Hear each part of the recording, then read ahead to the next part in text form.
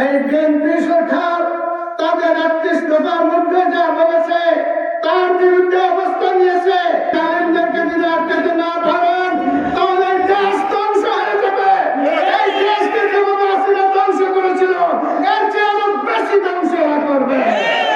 আসলে অত্যন্ত দুঃখের বিষয়, একসাথে সংগ্রাম করলাম, লড়াই করলাম, একসাথে শহীদ হলাম, আহত হলাম, বন্ধুত্ব পালন করলাম, একসাথে সিদ্ধান্ত নিলাম জুলাই সনদ বাস্তবায়নে, সিদ্ধান্ত নিলাম গণভোটে। আজকে আমাদের এই বন্ধুরা ক্ষমতায় গিয়ে এই সব কিছু বলে গিয়েছেন, কথাটা ঠিক কিনা বলেন?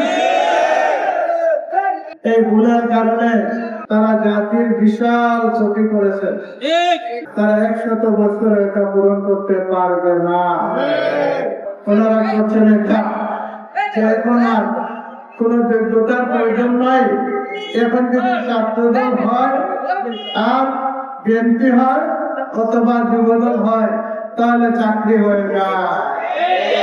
সুতরাং কি হলো, এই আওয়ামী লীগের আর এই বিএনপির মধ্যে কোনো পার্থক্য নেই।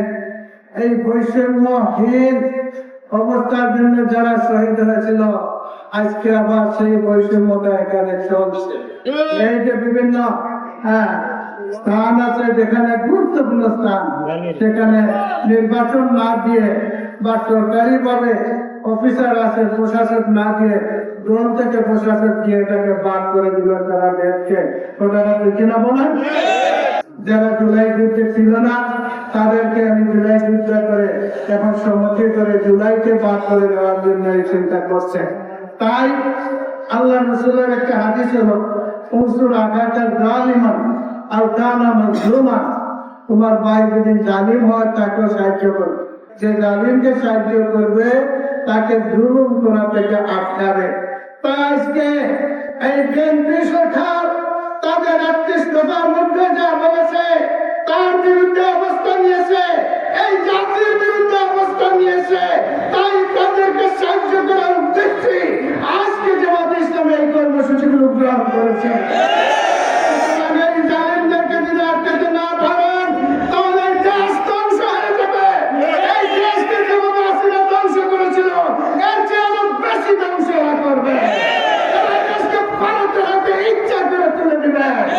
তাই আমি সতর্ক হয়ে ওদেরকে বারবার অনুরোধ করা হচ্ছে যে জুলাই সনদকে মানেন, গণভোটকে মানেন। যদি গণভোট মেনে নিয়ে ওরা সংবিধান সংস্কারের শপথ নিয়ে নেয়, কাজে এগিয়ে যায়, আমরা তাদেরকে সহযোগিতা করব। আর যদি এটা না